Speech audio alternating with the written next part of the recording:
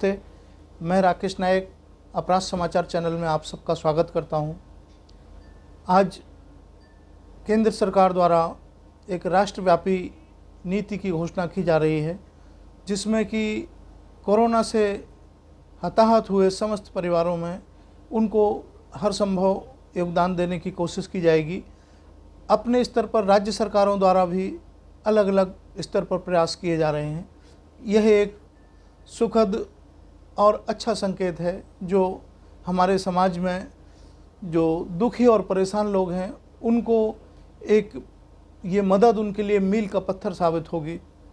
यहाँ एक और बात आवश्यक ये कि जिस तरह से ब्लैक फंगस बहुत तेज़ी से सभी राज्यों में अपना विस्तार कर रहा है, एक समय ऐसा था कि कोरोना के भी केस बहुत कम हुआ करते थे। उस समय हम लोगों ने घोर लापरवाही बरती और इसको हल्के में लिया, इसको समझने में देरी की। आज उसका दूसरी लहर के रूप में भयावह परिणाम हमारे सामने है।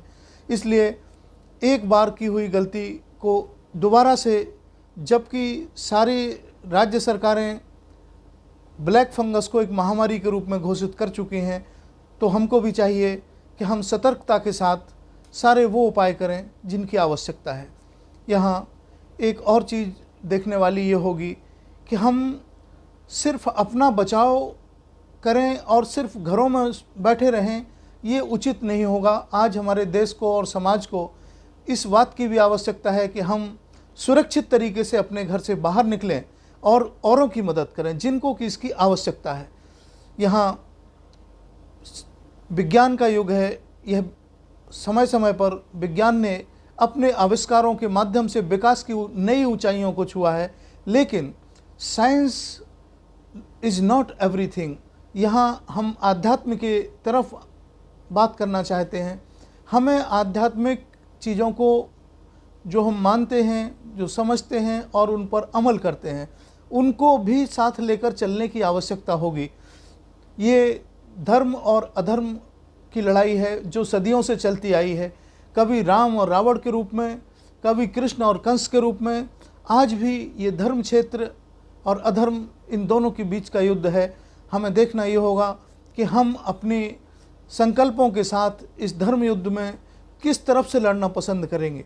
हमें मानवता और समाज की सेवा के लिए इस युद्ध को लड़ना ही होगा और बिना डरे, बिना झुके हमें अपने साथियों की भी मदद करनी होगी, अपने देश की भी मदद करनी होगी। सिर्फ इस बात से कह के हम छुटकारा नहीं पा सकते कि नहीं, हम घर में अपने सुरक्षित पड़े हैं, हमको क्या करना।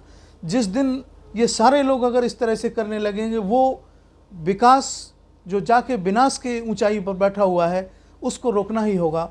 इसलिए आध्यात्मिक चेतनाओं को जगाते हुए हमें सभी धर्मों के लोगों से ये अपील करता हूँ कि हमें अपने अपने आध्यात्मिक क्षेत्र में जाके उन सभी विश्वास को पैदा करना होगा, क्योंकि विश्वास ही भगवान का ही रूप है, विश्वास ही भगवान का ही नाम है। इसलिए उस विश्वास के साथ कि हम इस लड़ाई को जीतेंगे। और दुखी रहने से सिर्फ काम नहीं चल सकता। अगर हम दुखी मन से बैठ जाते हैं तो दूसरे को दुख ही दे सकते हैं जो कि हमारे पास है। इसलिए नहीं, हमें सांत्वना देने की आवश्यकता है, साथ ही उसके दुख को सुख में परिवर्तित करना होगा, तभी हम मानवता के सच्चे समर्थक कहलाएंगे। ये आज हमारे और आपको दोनों लोगों को करने का विषय है।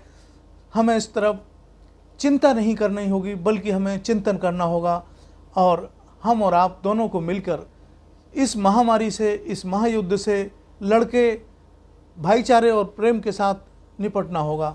दोस्तों, आज का यह एपिसोड देश और समाज के नाम समर्पित है। कल पुनः आपसे मुलाकात होती है। नमस्ते, जय हिंद, जय भारत।